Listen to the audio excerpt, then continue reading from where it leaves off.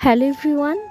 ডিম বা চিকেন তড়কা অনেকেই খেয়েছেন, কিন্তু খাসির চর্বি বা মটনের চর্বি দিয়ে বানানো এই স্পেশাল ধাবা স্টাইলের তড়কা কখনো ট্রাই করেছেন?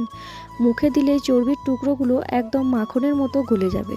গরম গরম রুটি বা পরোটার সাথে এই ইউনিক রেসিপির স্বাদ হবে একদম রাজকীয়। তো চলুন সময় নষ্ট না করে ঝটপট দেখে নেওয়া যাক। এই ইউনিক রেসিপিটা বানানোর জন্য প্রথমে আমি একটি কড়াই নিয়েছি, এক বাটি তড়কা ডাল, যাকে আমরা অনেকে গোটা সবুজ মুগ ডাল বলে থাকি। এবারে এই ডালটাকে শুকনো কড়াইতে ধিমি আঁচে হালকা করে কিছুক্ষণ নাড়াচাড়া করে নেব। মনে রাখবেন, ডালটা কিন্তু খুব বেশি কড়া করে ভাজা যাবে না। বেশি ভাজলে এর ভেতরের আসল ফ্লেভার আর মিষ্টির স্বাদ নষ্ট হয়ে যাবে। হালকা একটা সুগন্ধি বেরোতেই ডালটা পাত্রে তুলে নিলাম। এবারে জল দিয়ে ডালটাকে খুব ভালো করে হাত দিয়ে ধুয়ে পরিষ্কার করে নিচ্ছি। এবারে ধুয়ে রাখা ডালটাকে একটা প্রেসার কুকারে দিয়ে দিচ্ছি। সাথে দেবো সেদ্ধ হওয়ার জন্য পরিমাণ মতো জল, আর সুগন্ধির জন্য দেবো একটা তেজপাতা। ব্যাস, এখানে আর অন্য কিছু দেব না। এবারে ঢাকনা বন্ধ করে ডালটাকে সেদ্ধ হতে দেবো। আমি যেহেতু এখানে ব্যাঙ্গালোর থেকেই রান্নাটা করছি, আর এখানকার ওয়েদার এবং জলের ধরন ততটাই ডালকে পারফেক্ট সেদ্ধ হতে 4 থেকে 5টা সিটি দিতে হবে। আপনারা যখন নিজেদের বাড়িতে এটা বানাবেন, আপনাদের ওখানকার ওয়েদার আর ডালের মান অনুযায়ী সিটি একটু বুঝে দেবেন।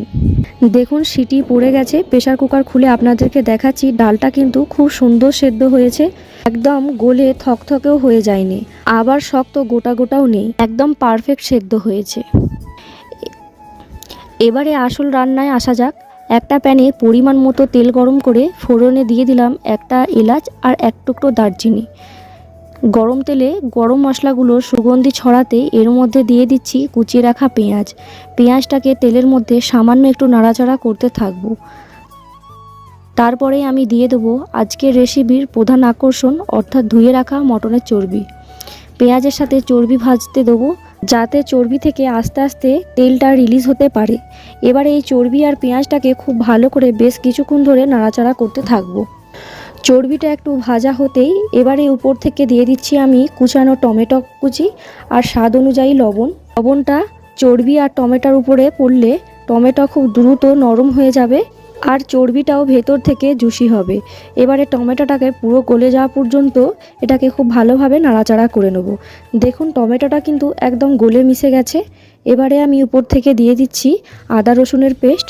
আদা রসুনের পেস্টটা দিয়ে চর্বির সাথে আরও সুন্দর করে কষিয়ে নেব, যাতে কাঁচা গন্ধটা চলে যায়। এবারে এক এক করে দিয়ে দেবো গুঁড়ো মশলা। প্রথমে দিয়ে দিচ্ছি লঙ্কা গুঁড়ো, এরপরে দিয়ে দিলাম হলুদ গুঁড়ো, এরপরে দিয়ে দিলাম ধনে গুঁড়ো, এরপরে দিয়ে দিলাম জিরে গুঁড়ো। বন্ধুরা, এই জায়গাটা একটা খুব গুরুত্বপূর্ণ টিপস দিয়ে রাখি। মশলাগুলো দেওয়ার পর একদম সামান্য জলের ছিটা দিয়ে দিয়ে চর্বিটাকে প্রায় আধা ঘন্টার মতো সময় নিয়ে হালকা আঁচে মটনের চর্বিগুলোকে খুব সুন্দর করে কষাতে থাকবো। মটনের চর্বির যে একটা নিজস্ব উগ্র গন্ধ থাকে, এই সময়ে নিয়ে কষানোর ফলে গন্ধটা একদম চলে যাবে এবং মশলার স্বাদ চর্বির ভিতরে ঢুকে যাবে। একটু সময় নিয়ে ধৈর্য ধরে কষাবেন। ঠিক যখন দেখবেন মশলা থেকে সুন্দর তেল ছাড়তে শুরু করেছে, বুঝবেন কষানো একদম পারফেক্ট হয়েছে। মশলা থেকে তেল একদম আলাদা হয়ে গেছে।